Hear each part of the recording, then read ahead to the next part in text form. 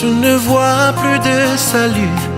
L'espérance d'un jour meilleur a disparu.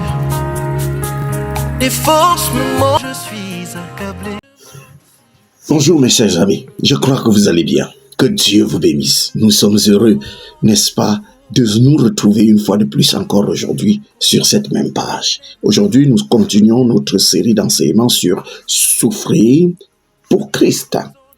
Et aujourd'hui, nous allons lire un texte biblique tiré du livre de Philippiens, le chapitre 1, verset 29, qui dit « Et cela de la part de l'Éternel ». Lisons à partir du verset 28. « Sans vous laisser aucunement effrayés par les adversaires, ce qui est pour eux une preuve de perdition, mais pour vous de salut. Et cela de la part de Dieu. Car il vous a été fait la grâce par rapport à Christ, non seulement de croire en lui, mais encore de souffrir pour lui. » Ah oui. Notre thème aujourd'hui, c'est souffrir pour Christ est une grâce. Il nous a été donné la grâce, non seulement de croire en lui, mais aussi de souffrir pour lui. Pourquoi nous les chrétiens, on ne veut pas supporter quelques douleurs pour la cause du Seigneur aujourd'hui? Pourquoi nous les chrétiens, on trouve quand tout est un peu difficile que Dieu nous a abandonnés, que Dieu nous aime pas, que Dieu nous déteste? Pourquoi c'est aussi facile pour nous aujourd'hui de voir que Dieu ne s'intéresse plus à nous? Mais la Bible est claire, mes chers amis.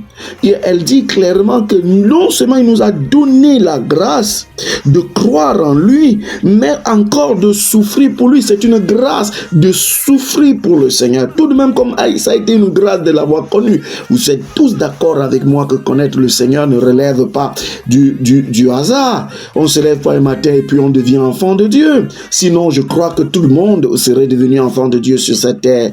Mais ça relève de la grâce de Dieu. Combien sont nombreuses les personnes à qui l'évangile a été prêché, à qui, n'est-ce pas, des témoignages sur la grandeur, sur la puissance de Dieu ont été rendus.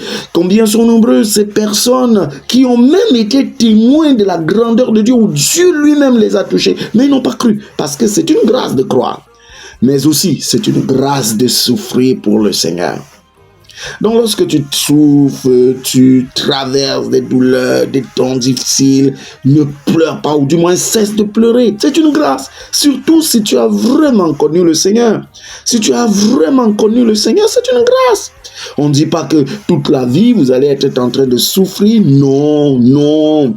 Mais souffrir pour la cause du Seigneur. Surtout quand tu souffres et que tu sais que ce que j'endure, ce que je traverse, ce que je vis, c'est parce que mon attachement au Seigneur, mon sérieux avec Dieu, ma détermination avec Dieu, estime-toi heureux parce que c'est une grâce. Reste attaché au Seigneur, cher ami. Que Dieu te bénisse et surtout qu'il t'aide à rester attaché à lui. Et surtout, abonne-toi et partage cette vidéo. Que Dieu vous bénisse. Les forces me manquent pour me relever. De partout où je suis accablé, je me demande si je pourrais subsister.